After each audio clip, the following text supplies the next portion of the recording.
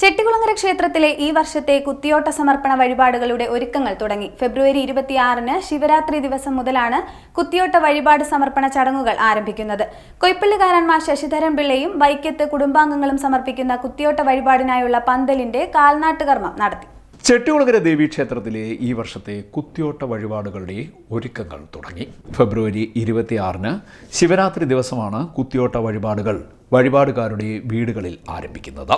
March 4-ന് Kumbhabharani ദിവസം കുത്തിയോട്ടവുമായി ബന്ധപ്പെട്ട ഘോഷയാത്രകൾ ക്ഷേത്രത്തിലെത്തി കുത്തിയോട്ടം ഭഗവതിക്ക് സമർപ്പിക്കുന്ന അനുഷ്ഠാനം നടക്കും. കുത്തിയോട്ട വഴിപാട് വീടുകളിൽ പന്തൽ കാൽനാട്ട് കർമ്മങ്ങളാണ് നടന്നു വരുന്നത്.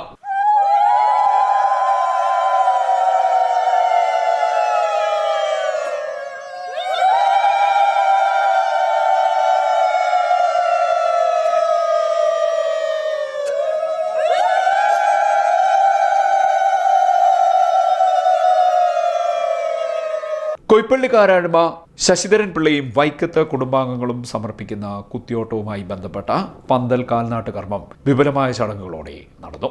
കുത്തിയോട്ട ആചാര്യൻ ശിവകുമാറിന്റെ നേതൃത്വത്തിലുള്ള ശ്രീഗൗരി കുത്തിയോട്ട സമിതി ഈരേടെ തെക്ക് ആണ് ഇവിടെ കുത്തിയോട്ടം അവതരിപ്പിക്കുന്നത്.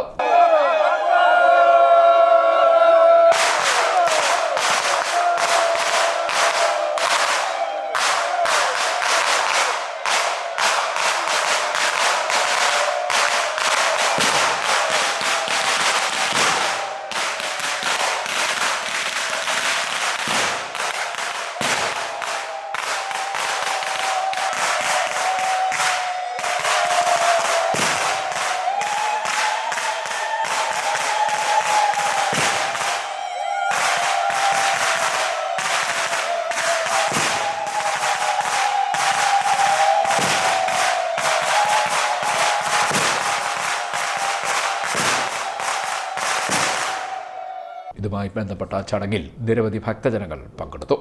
കുടുംബാംഗങ്ങളും പങ്കാളികളായി. CDNet news, Kayamkulam.